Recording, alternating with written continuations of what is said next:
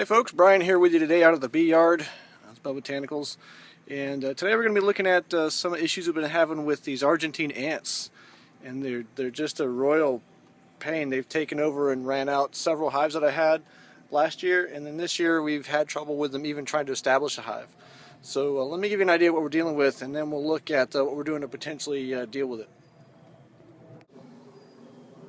So what you're looking at here are 4 hives that were thriving in the fall and into the winter of last year, and then over here 3 more hives that were thriving in the fall and winter of last year. Plenty of feed, plenty of stores, looked healthy, low mite counts.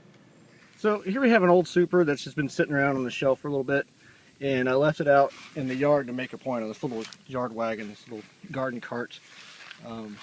These supers have been out here for about a week or so. I let the bees rob them out. They were just absconded hives, but you can see, I go over here and I lift this up. This is what you're dealing with. This is the enemy. This is the Argentine ant. These little bastards are relentless, and they will get into your hive and it will look like this from top to bottom. They will lay eggs everywhere. They're relentless, and I bet you there's another colony under this box as well. I bet you there, if I would have had money on it, I bet there is. Yeah, right there. Look at these little bastards. Unbelievable. Incredibly prolific. So what happens is these little boogers get in your hive through, whatever means they can, which you're pretty resourceful about, and they'll just take it over. They'll force the bees out, the bees will abscond, and you'll be left with a box of ants. Now, unfortunately, ant keeping is not a very profitable endeavor, otherwise I'd be jumping for joy. This is a pain in the ass. And that's what we're dealing with. That's the enemy. So these things have been pretty challenging. I've lost several hives to them over the last 2 years, and hopefully this will get it straightened out.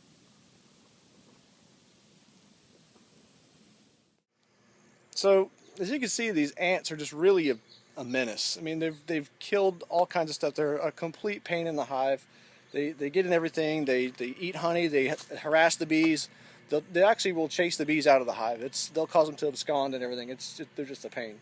So whenever you ask somebody about how to keep ants out of your hives, they're always like, hey, put the hive legs in buckets of oil or water and the ants won't cross that. They don't mention that that's a pain in the ass. I mean, who wants to, just out here alone, I've got 2, 4, 6, 8, 10, 12, 14, 16. I'd have 18 cans of oil or 18 cans of water to manage. I mean, if you look at all the different, each stand has 6 legs on it or whatnot.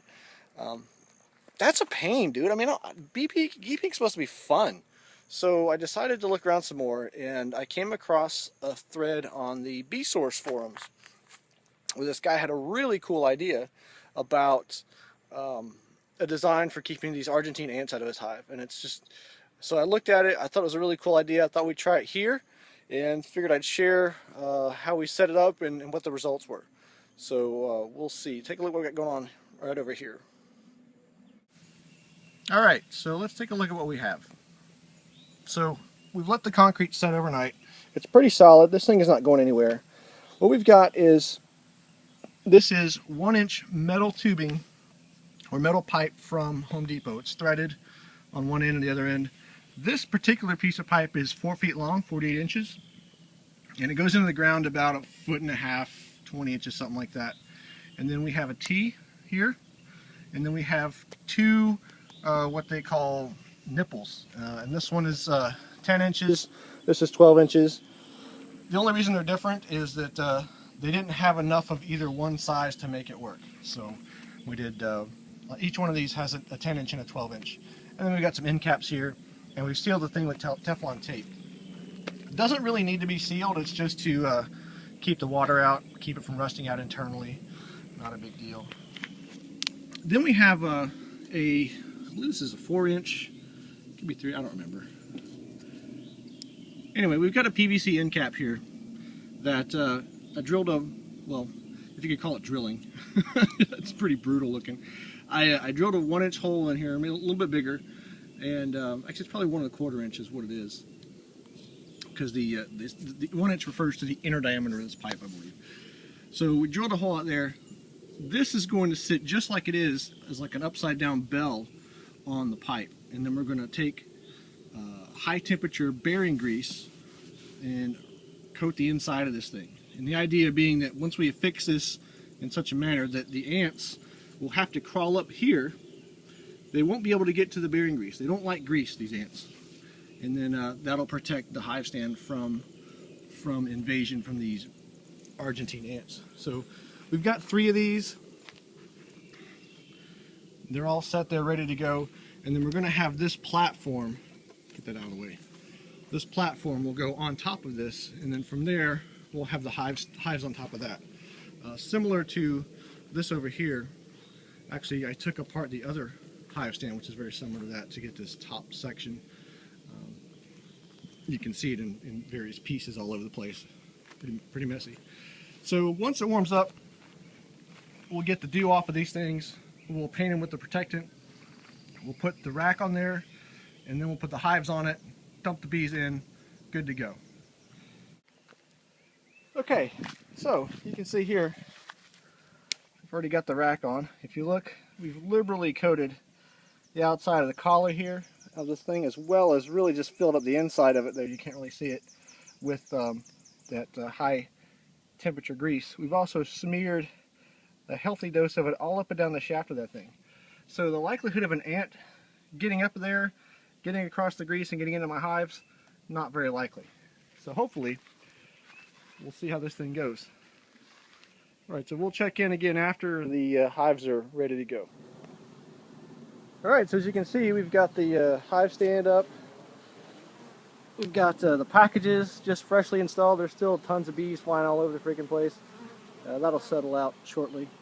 And then we've got the hive stand hanging out here. I'm already seeing probably something I might not have wanted to do, which was leave a lot of that grease on top of the dome there, because it's going to stick to, or the droppings are going to stick to that thing. Might want to clean that up at some point. We'll see. We'll see. It's a work in progress, and as time goes on, we'll refine and improve the design. So I think fundamentally it will still work because that shaft is greased and the underside of that cup is greased. So this is the whole thing here. I think it turned out pretty well. Pretty well. Alright, well, thanks a lot for watching. Good luck with the beekeeping. Alright, so it's been about a month or so since we've put the system in. And let's walk through some of the things we've done and some of the adjustments we've had to make since we put it in to make it work.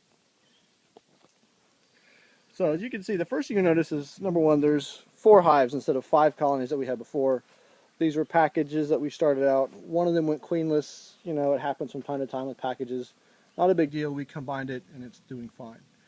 The second most thing you'll notice is that the wooden rack is no longer there. In fact, the wooden rack is behind this contraption on the ground because we found that there were still ant issues going on with that rack in place. And I was racking my brain trying to figure out what the heck was going on, because I didn't see any ants getting up or getting on the posts and stuff. What happened was that the ants had set up a colony inside that rack and some of the crevices and stuff. And it was a small colony, but it was still a colony. So once we got rid of that and put these 10-foot sections of galvanized piping here, things went really well. And we have not seen an ant since. So let's look at what we got going on underneath here, some of the small adjustments we've made. And here's kind of a quick look at what's going on downstairs. So we've still got the PVC End Cap here. This thing is still got a whole slop of bearing grease under it, kind of like in a upside down cup. So there's bearing grease all up inside of there. And I did wipe down the grease that was on top of this because it was catching a whole lot of detritus from the hives, and I didn't want to have some kind of glop source for, you know, whatever might want to chew on that or be tempted by it. Since then, we've also had to look at replacing the grease that's on these columns at about a 10-day interval. About 10 days or so, it starts to look pretty funky, and that's a function of just stuff that blows in the wind, dust, dirt, seeds, pollen, whatever that gets caught on there. And we don't want that to build up too much, because then that'll serve as a bridge for the ants to walk on, and that's not where we want to be. Also, we've noticed we've really had to kind of stay on top of keeping this area cut down, and so there's no leaves or weeds or stems leaning up against anything. what we did is we took and we fastened these rails to the tees using these pipe clamps, these hose clamp fittings. And one thing we did learn there is that when you really torque those things down, there's a tendency for them to pull this pipe one way or the other depending upon the angle at which that's set.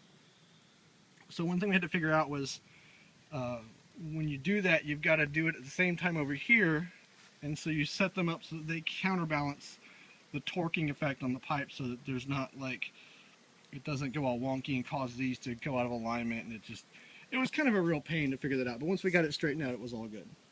It was all good. So I opted for the 1-inch PVC end caps on here rather than the metal ones. I would have used plastic on here as well, PVC on here as well, but at the time I purchased those, they were out. So there's no reason to not use these, not use those over these. Either will work, and in fact these are probably better because these are like $1 and these are $3. So $1 good, $3 not so good, but it works. So that's pretty much the nutshell of the system. It works really well. Since we've made these changes and put these rails on, we've not seen a single ant on here, and I'm really pleased with that. I was really concerned that things are going to go south and we have to stop having hives at this location. Boy, the rain is really coming down here. Look at that, it's just pouring. Alright, well, I hope that answers some questions for you and helps you guys in your beekeeping adventures. Good luck with it. Take care, and I'm going to see if I can go get out of the rain. Have a good one.